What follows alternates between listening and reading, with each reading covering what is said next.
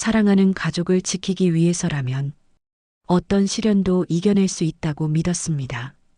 하지만 운명은 한순간에 모든 것을 앗아갔습니다. 남편을 잃고 집을 잃고 모든 것을 잃었지만 포기할 수 없는 것이 하나 있었습니다. 딸의 꿈이었습니다. 새로운 가족을 만났고 진정한 사랑을 배웠습니다. 하지만 그 평화로운 시간에 악마가 숨어들었습니다. 사랑하는 딸이 상처받는 것을 보는 것보다 더 고통스러운 일은 없었습니다. 그리고 그 악마가 또 다른 순수한 영혼까지 노리고 있다는 것을 알았을 때 저는 결심했습니다. 더 이상 당하고만 살지 않겠다고. 진정한 정의란 기다리는 것이 아니라 만들어가는 것이라고. 그리고 진짜 가족은 피가 아니라 마음으로 만들어진다는 것을. 때로는 가장 평범한 사람이 가장 강한 전사가 됩니다. 모자란 너를 진짜 사랑할 거라고 생각했어? 웃기지 마. 돈도 없는데 장애인이나 다름없는 여자를 왜 책임져야 해? 지금부터 이야기가 시작됩니다. 끝까지 들어주세요. 경기도 평택의 작은 펜션 하늘빛에서는 이른 아침부터 분주한 하루가 시작되었습니다. 민지야, 빨리 일어나. 오늘 대학 합격자 발표하는 날이잖아. 정숙이 딸의 방문을 두드리며 목소리에 설렘을 담았습니다. 40세인 그녀의 얼굴에는 주름이 조금씩 늘어가고 있었지만 딸을 바라보는 눈빛만큼은 여전히 소녀처럼 반짝였습니다. 엄마, 아직 일찍이에요. 19세 민지가 꾸벅꾸벅 조는 목소리로 대답했습니다. 하지만 곧 벌떡 일어나더니 노트북을 켰습니다. 간호학과 합격 발표를 확인하려는 것이었습니다.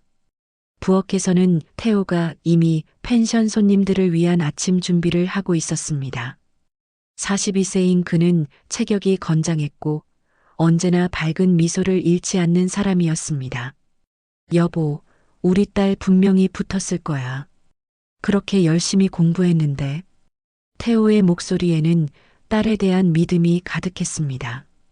정숙의 가슴이 두근거렸습니다. 작은 펜션을 운영하며 모은 돈으로 딸을 대학에 보내는 것이 부부의 가장 큰 꿈이었습니다. 엄마, 아빠, 됐어요. 간호학과 수석으로 합격했어요. 민지의 외침이 펜션 전체에 울려 퍼졌습니다. 그 순간 정숙의 눈에서 뜨거운 눈물이 쏟아져 내렸습니다. 가슴속 깊은 곳에서 벅찬 감정이 밀려올랐습니다. 정말이야? 정말로? 태호가 부엌에서 뛰어나와 딸을 꼭 껴안았습니다. 온 가족이 얼싸안고 기뻐했습니다. 소박하지만 행복한 순간이었습니다. 그날 밤 태호는 평소보다 일찍 잠자리에 들었습니다. 내일 새벽에 시장 가서 특별히 좋은 재료들 사올게. 우리 딸 합격 축하 음식 만들어야지. 태호의 얼굴에는 자랑스러운 아빠의 모습이 가득했습니다. 다음 날 새벽 5시 태호는 조용히 집을 나섰습니다. 평택 중앙시장까지는 차로 30분 거리였습니다. 그는 콧노래를 부르며 운전했습니다. 우리 딸이 간호사가 되겠네. 하지만 그 행복한 시간은 너무나 짧았습니다. 새벽 6시 20분 시장에서 돌아오는 길이었습니다. 태호의 차가 신호등 앞에서 정지했을 때였습니다. 쾅! 뒤에서 달려온 승용차가 무서운 속도로 들이받았습니다. 음주운전을 한 20대 남성이 브레이크를 밟지 못한 것이었습니다. 태호의 차는 완전히 찌그러졌습니다. 119에 신고 접수되었습니다. 평택시 장당동 교차로에서 교통사고.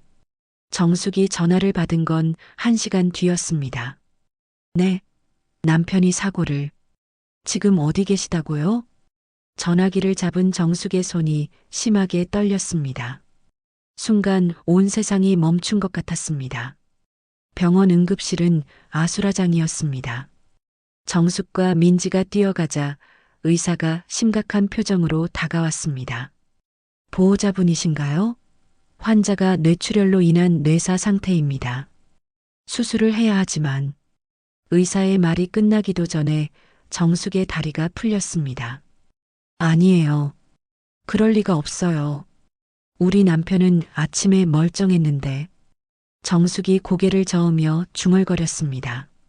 현실을 받아들일 수가 없었습니다. 민지가 엄마의 어깨를 붙잡고 흔들었습니다. 엄마, 정신 차리세요. 아빠를 구해야 해요. 그 순간 정숙의 안에서 무언가가 단단히 묶였습니다. 절대 포기할 수 없다는 각오였습니다. 수술은 8시간 동안 계속되었습니다. 정숙과 민지는 수술실 앞에서 기도만 했습니다. 수술은 성공했습니다. 하지만 언제 깨어날지는 알 수 없어요. 식물인간 상태가 될 가능성이 높습니다. 의사의 말에 정숙의 세상이 무너져 내렸습니다. 그날부터 정숙의 진짜 시련이 시작되었습니다. 태호는 중환자실에서 3년간 깨어나지 못했습니다. 정숙은 매일 병원을 오갔습니다. 펜션 운영은 거의 불가능해졌습니다. 의료비는 눈덩이처럼 불어났습니다. 펜션을 팔았지만 부족했습니다. 정숙은 빚을 얻어가며 남편을 포기하지 않았습니다. 병원에서 남편을 돌보며 정숙은 요양보호사 자격증을 땄습니다. 엄마, 너무 힘들면 대학 포기할게요. 민지가 눈물을 흘리며 말했을 때 정숙의 마음은 찢어졌습니다. 안 돼. 절대 안 돼. 내 아빠도 내가 간호사 되는 걸 가장 바라셨어. 정숙의 목소리는 떨렸지만 단호했습니다. 3년 뒤 태호는 조용히 세상을 떠났습니다. 정숙이 그의 손을 잡고 있을 때였습니다. 여보, 미안해. 민지 잘 부탁해. 태호의 마지막 말이었습니다. 정숙은 소리내어 울지 않았습니다. 대신 가슴속 깊은 곳에서 단단한 결심이 자랐습니다. 장례식 후 정숙과 민지는 빚더미에 앉았습니다. 집도 없고 갈 곳도 없었습니다. 엄마, 이제 어떻게 해요? 민지의 목소리가 떨렸습니다. 정숙이 딸의 손을 꼭 잡았습니다. 서울로 가자. 엄마가 어떻게든 내 대학 등록금은 마련할게. 그녀의 눈에는 강철 같은 의지가 타올랐습니다. 남편이 남겨준 마지막 부탁을 지키겠다는 약속이었습니다. 서울 노원구의 좁은 반지하 원룸. 정숙은 벽에서 스며드는 습기 냄새를 맡으며 한숨을 쉬었습니다. 창문 너머로 사람들의 발목만 보였습니다. 마치 땅속에서 세상을 올려다보는 기분이었습니다. 엄마, 괜찮아요? 민지가 이불을 정리하며 조심스럽게 물었습니다. 딸의 목소리에서 걱정이 뚝뚝 떨어졌습니다. 정숙의 가슴이 먹먹해졌습니다. 19살 딸이 이런 좁은 곳에서 살게 해서 미안했습니다. 괜찮아. 일시적인 거야. 엄마가 일자리 구하면 더 좋은 곳으로 이사할게. 정숙이 억지로 밝게 웃었지만 속은 쓰라렸습니다. 보증금 500만 원에 월세 40만 원. 가진 돈이 얼마 남지 않았습니다. 빨리 일을 구해야 했습니다. 다음 날 아침 정숙은 요양전문센터를 찾아갔습니다.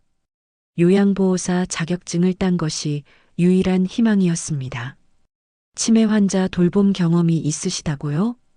상담사가 서류를 보며 물었습니다. 정숙이 고개를 끄덕였습니다. 네. 남편을 3년간 간병하면서 많이 배웠어요. 치매는 아니었지만, 그런데 강남구 고급 주택가 일자리가 하나 있긴 해요. 조건이 좀 까다로울 수도 있어요. 상담사의 말에 정숙의 귀가 쫑긋 섰습니다. 어떤 조건인가요? 72세 할머니 한 분을 돌보는 일인데 알츠하이머 초기 단계세요. 그리고 자폐 스펙트럼 장애가 있는 22세 손녀도 함께 계셔요. 정숙의 마음이 두근거렸습니다. 어려운 일이지만 해낼 수 있을 것 같았습니다. 한번 면접을 봐보겠어요. 이틀 후 정숙은 강남구의 큰 저택 앞에 섰습니다. 3층짜리 양옥집이 웅장하게 자리하고 있었습니다. 정숙의 마음이 위축되었습니다. 이런 곳에서 일하게 될 줄은 몰랐습니다. 현관문이 열리자 단정한 차림의 할머니가 나왔습니다. 최순자였습니다. 들어오세요. 기다리고 있었어요. 순자의 목소리는 따뜻했습니다. 정숙의 긴장이 조금 풀렸습니다. 거실에 앉자 순자가 차를 내주었습니다. 요양보호사 일을 해보신 적이 있다고 들었어요. 네. 남편이 사고로 식물인간이 되어서 3년간 돌봤습니다.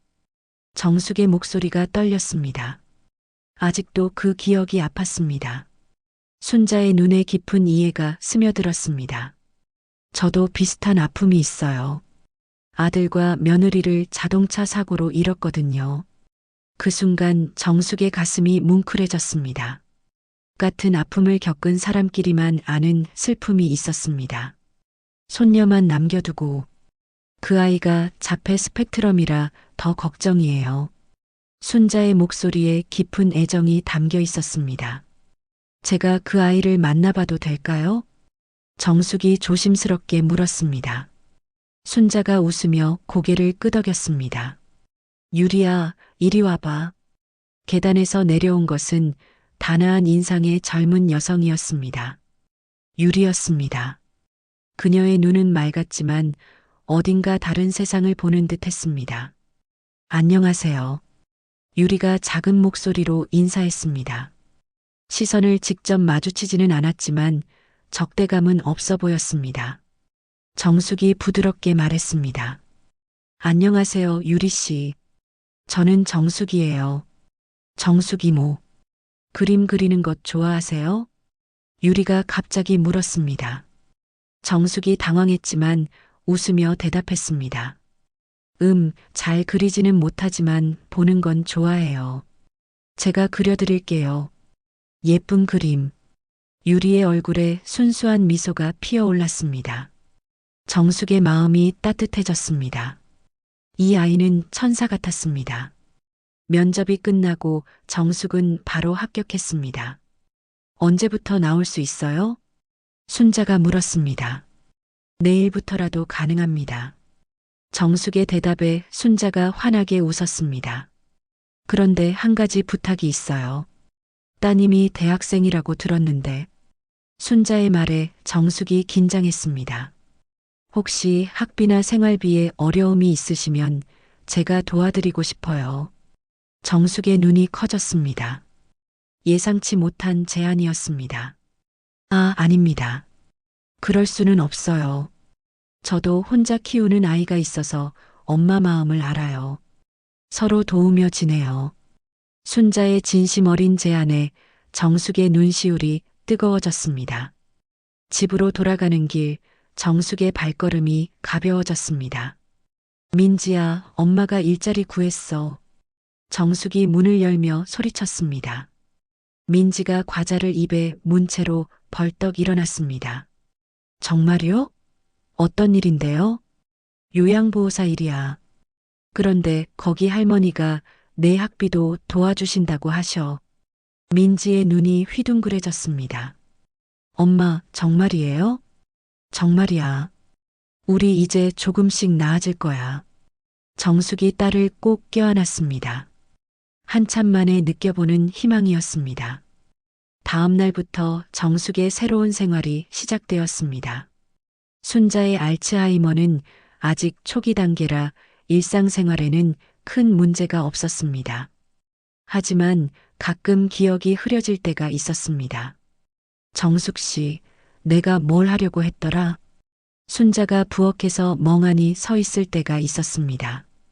식사 준비를 하려고 하셨어요. 제가 도와드릴게요.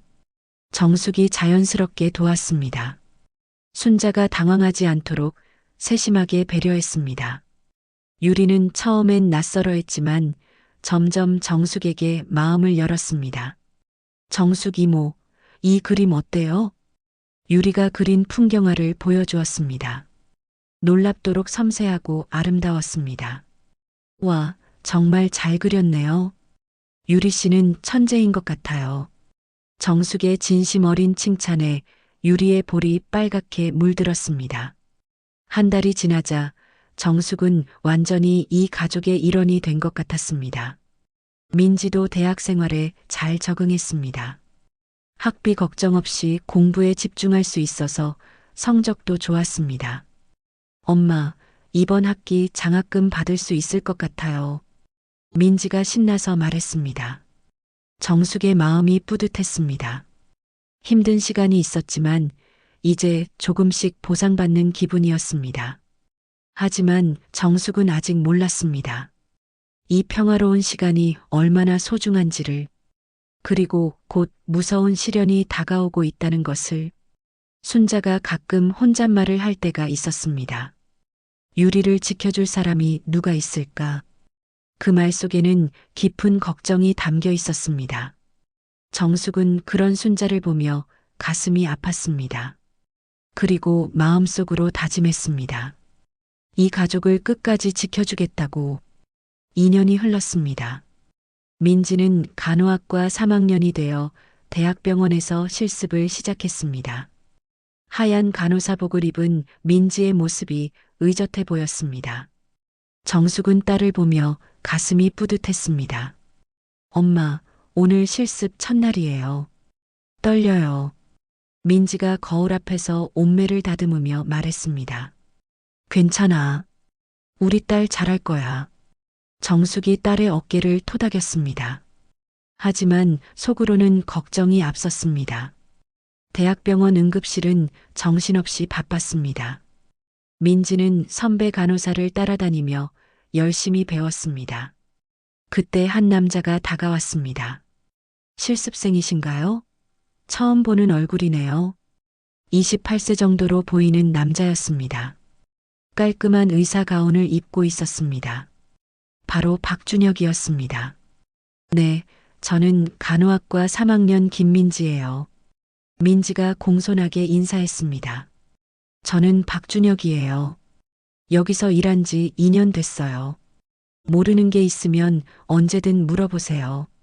준혁의 미소가 따뜻해 보였습니다. 하지만 그 미소 뒤에는 계산이 숨어 있었습니다. 준혁은 실제로는 의사가 아니었습니다. 의대를 중퇴한 후 병원 행정직으로 일하며 의료진인 척 위장하고 있었습니다. 그의 과거는 복잡했습니다. 부모가 운영하던 작은 사업이 망하면서 가정이 몰락했습니다. 그때부터 준혁은 변했습니다. 돈을 위해서라면 무엇이든 할 수 있다고 생각하게 되었습니다. 고마워요. 아직 모르는 게 너무 많아서요. 민지의 순수한 미소에 준혁의 눈이 번뜩였습니다. 이 아이를 이용하면. 준혁의 머릿속에서 계획이 돌아가기 시작했습니다. 며칠 후 준혁은 우연을 가장해 민지에게 접근했습니다. 민지 씨, 점심 같이 드실래요? 병원 음식 말고 맛있는 곳 알아요. 준혁의 제안에 민지의 뺨이 살짝 붉어졌습니다. 괜찮을까요? 실습생인데. 괜찮아요. 선배가 후배 밥 사주는 거니까. 준혁의 말에 민지가 고개를 끄덕였습니다. 식당에서 준혁은 자신의 과거를 절반은 진실, 절반은 거짓으로 포장해서 말했습니다. 부모님을 일찍 잃어서 혼자 고생하며 의학을 공부했어요. 준혁의 목소리에 슬픔이 묻어 있었습니다. 연기였지만 민지는 완전히 속았습니다. 힘드셨겠어요. 민지의 눈에 동정심이 가득했습니다. 준혁은 속으로 비웃었습니다. 이렇게 순진한 아이를 속이는 건 너무 쉬웠습니다. 민지 씨는 어떠세요? 가족분들이 응원 많이 해주시죠? 엄마가 혼자 저를 키우셨어요. 요양보호사 일을 하시면서. 민지가 자신의 이야기를 털어놓았습니다. 준혁의 귀가 쫑긋 섰습니다. 요양보호사라는 말에서 기회를 감지했습니다. 요양보호사 일이 힘드실 텐데. 어디서 일하세요? 강남구에 있는 할머니 댁이에요. 할머니가 정말 좋으신 분이세요. 민지의 말에 준혁의 눈빛이 변했습니다. 강남구 할머니라면 돈이 있을 가능성이 높다. 준혁은 더 자세한 정보를 캐내기 시작했습니다. 하지만 너무 노골적이지 않게 조심스럽게 접근했습니다. 한 달 후, 민지는 완전히 준혁에게 빠져 있었습니다. 엄마, 저 남자친구가 생겼어요. 민지가 집에 와서 수줍게 말했습니다. 정숙의 얼굴이 밝아졌습니다. 정말? 어떤 사람인데? 병원에서 일하는 의사 선생님이에요. 정말 좋은 분이에요. 민지의 얼굴에 행복이 가득했습니다. 정숙은 딸의 행복한 모습을 보며 기뻤습니다. 하지만 한편으로는 걱정도 되었습니다. 조심해야 해. 남자들은 겉모습만으로는 알 수 없어. 엄마는 걱정이 너무 많아요. 준혁 오빠는 정말 착해요.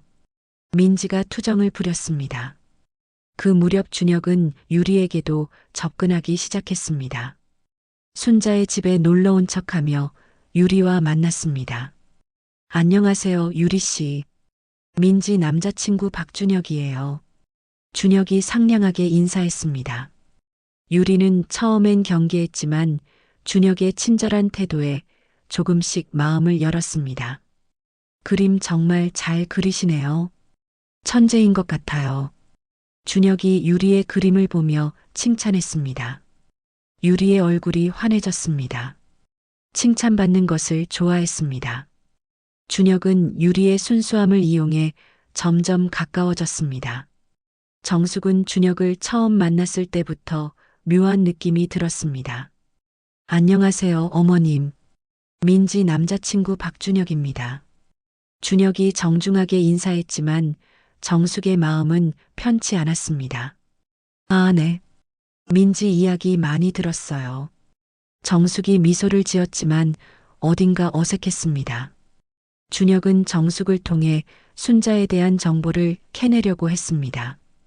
어머님이 돌보시는 할머니가 정말 좋으신 분이라고 민지가 그러던데요. 네, 정말 좋으신 분이에요. 정숙이 짧게 대답했습니다. 왠지 더 많은 이야기를 하고 싶지 않았습니다. 준혁은 정숙이 경계하고 있다는 것을 눈치챘습니다. 하지만 포기하지 않았습니다. 6개월이 지나자 준혁은 민지에게 결혼 이야기를 꺼냈습니다. 민지야, 우리 졸업하면 결혼하자. 갑작스러운 프로포즈에 민지는 깜짝 놀랐습니다. 정말이에요? 하지만 너무 빠른 거 아닌가요? 늦을 이유가 없잖아. 나는 민지가 너무 좋아.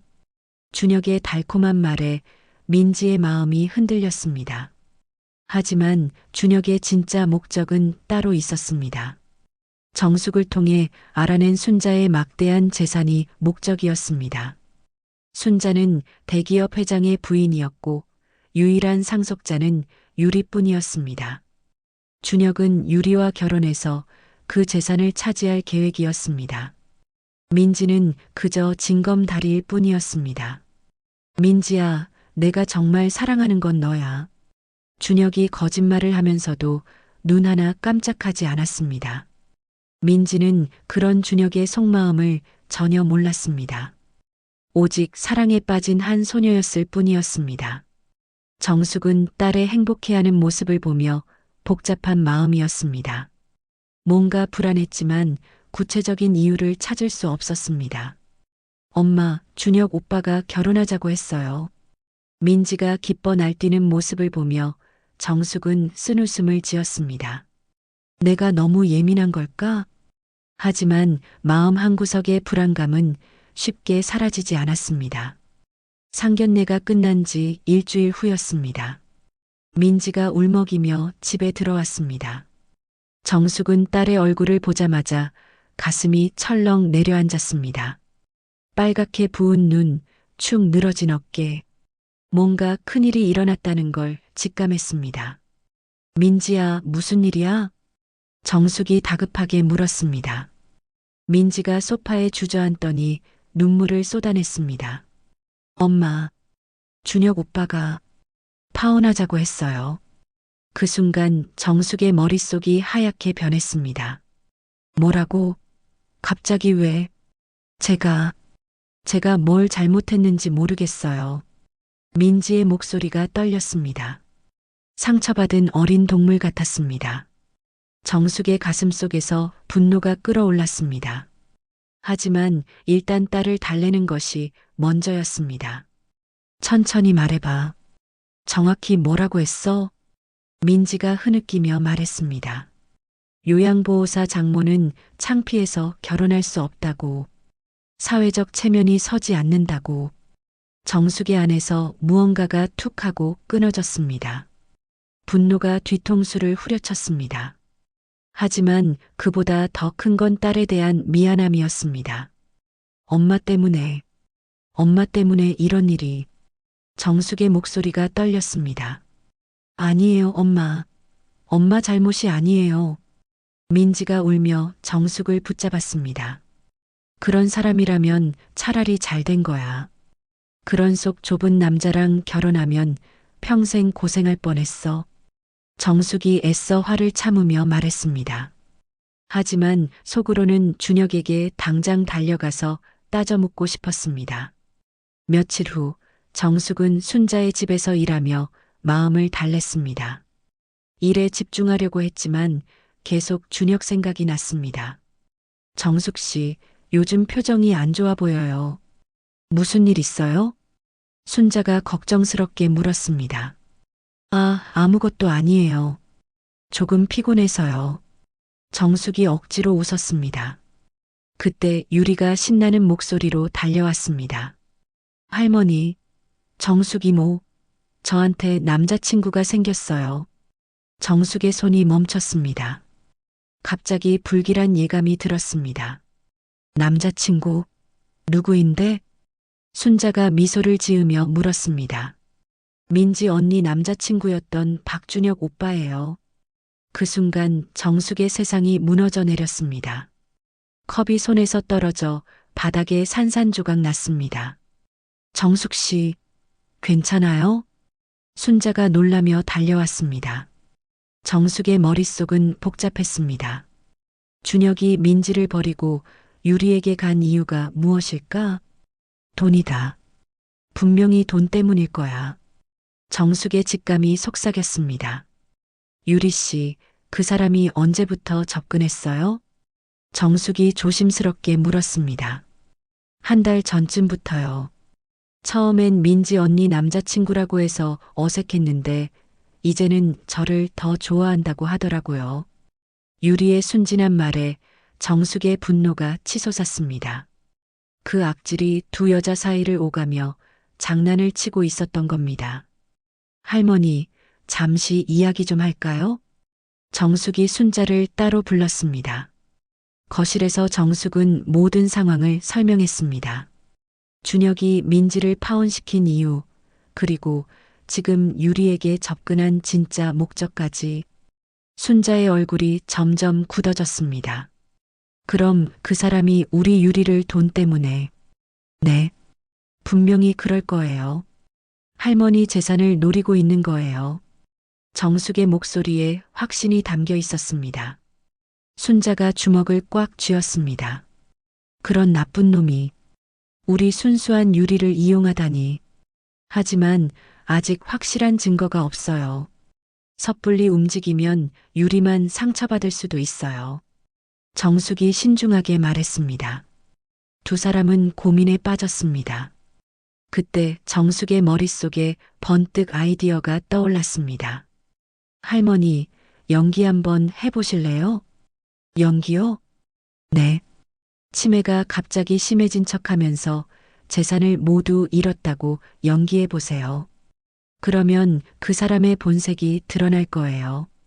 순자의 눈이 반짝였습니다. 좋은 생각이에요.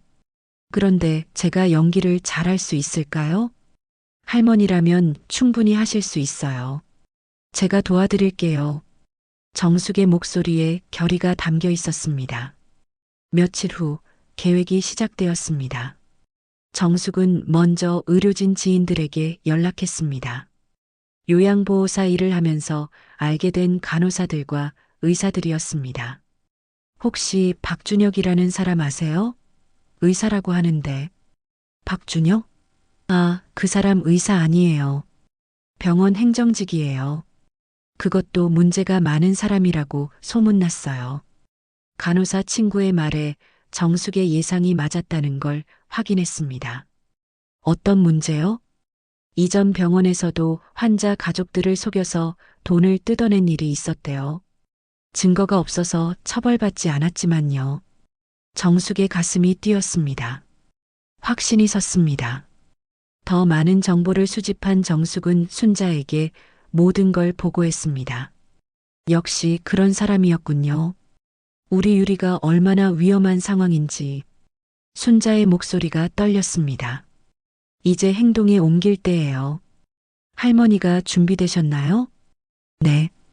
우리 유리를 지키기 위해서라면 뭐든 할 수 있어요. 순자의 눈에 강한 의지가 타올랐습니다. 다음 날 순자는 유리에게 말했습니다. 유리야, 준혁 씨를 집으로 초대해 볼까? 할머니가 직접 만나보고 싶어. 정말요? 좋아요. 오빠도 할머니 만나고 싶어 했어요. 유리가 기뻐했습니다. 준혁은 초대를 받고 기뻐했습니다. 드디어 본격적으로 접근할 기회가 온 것이었습니다. 유리야, 할머니께 좋은 인상을 드려야겠어. 준혁이 거짓 미소를 지었습니다. 하지만 그는 자신이 함정으로 걸어 들어가고 있다는 걸 전혀 몰랐습니다. 정숙과 순자는 치밀하게 계획을 세웠습니다. 준혁의 본색을 완전히 드러낼 완벽한 함정을 준비했습니다. 드디어 결정적인 순간이 다가오고 있었습니다. 운명의 날이 왔습니다. 준혁이 순자의 집을 방문하는 날이었습니다. 정숙은 새벽부터 준비를 시작했습니다. 손에 쥔 녹음기가 차갑게 느껴졌습니다. 오늘 모든 게 결정될 것이었습니다. 할머니, 준비되셨어요? 네. 우리 유리를 지키기 위해서라면 뭐든 할 수 있어요. 순자의 목소리에는 강철 같은 의지가 담겨 있었습니다. 집안은 마치 도둑이 들어온 것처럼 어수선하게 만들어 놓았습니다. 의도적으로 혼란스러운 상황을 연출한 것이었습니다. 오후 3시 준혁이 도착했습니다. 안녕하세요, 할머님. 박준혁입니다. 준혁이 정중하게 인사했습니다. 하지만 집안의 어수선한 모습을 보자 눈빛이 변했습니다. 어머, 집이 왜 이렇게 된 거예요? 유리가 당황해하며 물었습니다. 순자가 연기를 시작했습니다. 유리야, 할머니가 큰일을 저질렀어. 순자의 목소리가 떨렸습니다. 완벽한 연기였습니다. 무슨 일이세요? 준혁이 관심을 보이며 다가왔습니다. 도박을 해서 모든 재산을 잃어버렸어. 순자가 고개를 떨구며 말했습니다. 그 순간 준혁의 얼굴이 굳어졌습니다. 도박이라고요? 얼마나 잃으셨다는 거예요? 준혁의 목소리에서 당황이 묻어났습니다. 전부, 집도 통장도 모든 걸 다 잃었어. 심지어 빚까지 생겼지. 순자가 울먹이며 말했습니다. 준혁의 얼굴이 점점 일그러졌습니다. 계산이 빠르게 돌아가고 있었습니다. 그럼 이제 남은 게 아무것도 없다는 말씀이세요? 응. 미안해, 유리야. 할머니가 너한테 물려줄 유산이 하나도 없게 되었어. 순자의 연기에 유리가 진짜로 울기 시작했습니다. 괜찮아요, 할머니. 돈 같은 건 상관없어요. 유리의 순수한 말에 준혁이 비웃음을 터뜨렸습니다. 돈이 상관없다고? 세상이 얼마나 현실적인지 몰라서 그런 소리 하는 거야. 준혁의 목소리가 차갑게 변했습니다. 오빠? 유리가 당황해서 준혁을 바라봤습니다. 준혁은 더 이상 가면을 쓸 필요가 없다고 생각했습니다. 솔직히 말할게. 난 처음부터 돈 때문에 너한테 접근한 거야. 그 말에 유리의 얼굴이 창백해졌습니다. 무슨 말이에요? 모자란 너를 진짜 사랑할 거라고 생각했어? 웃기지 마. 준혁의 말이 칼처럼 날카로웠습니다. 정숙은 숨어서 모든 대화를 녹음하고 있었습니다. 가슴이 분노로 터질 것 같았지만 참았습니다. 순자가 떨리는 목소리로 말했습니다. 그럼 우리 유리는 어떻게 하려고? 당연히 헤어지지.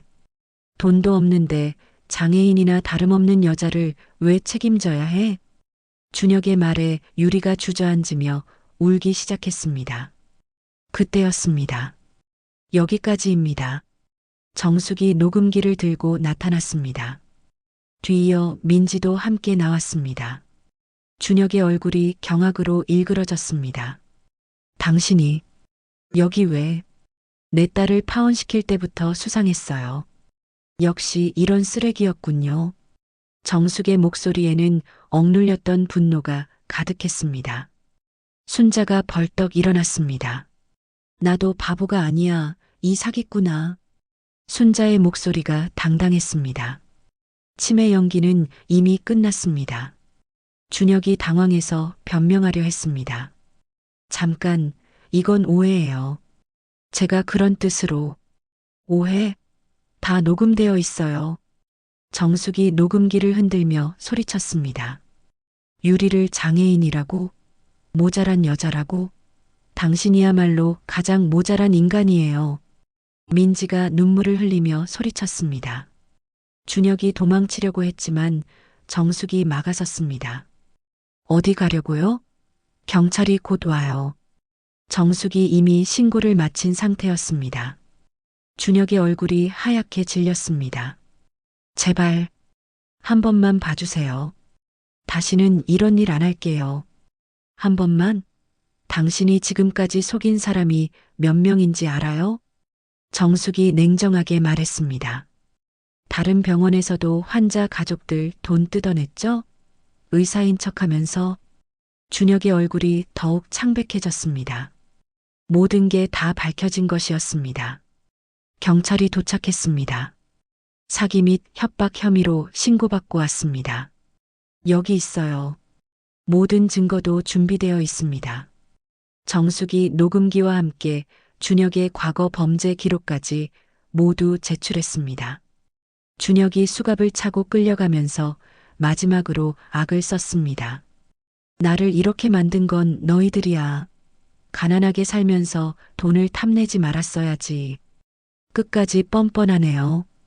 정숙이 한숨을 쉬었습니다. 유리가 순자에게 달려가 안겼습니다. 할머니, 정말 재산을 다 잃은 건 아니죠? 당연히 아니야. 그 나쁜 사람을 시험해 본 거야. 순자가 유리를 꼭 껴안았습니다. 한 달 후 재판에서 준혁은 3년형을 선고받았습니다. 다른 피해자들도 줄줄이 고발에 나서면서 추가 처벌도 예정되어 있었습니다. 순자는 정숙에게 감사의 마음을 표했습니다.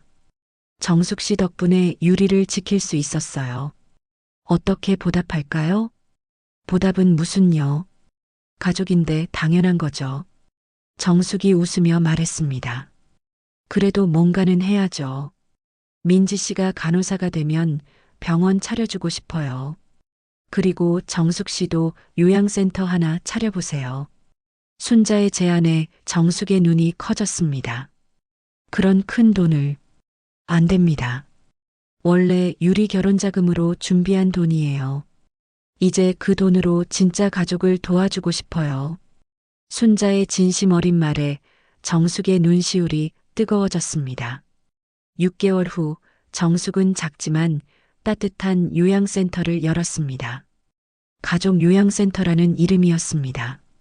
민지는 간호사가 되어 엄마를 도왔고 유리는 센터에서 그림 치료 프로그램을 운영했습니다. 엄마, 이제 정말 행복해요. 민지가 웃으며 말했습니다. 그래. 우리가 힘들 때 도와준 사람들에게 이제 우리가 도움을 줄 차례야. 정숙이 센터를 바라보며 뿌듯해했습니다. 진짜 가족이란 피가 아니라 마음으로 만들어지는 것이라는 걸 깨달았습니다. 그리고 악은 언젠가 반드시 응징받는다는 것도. 정숙의 새로운 인생이 시작되었습니다.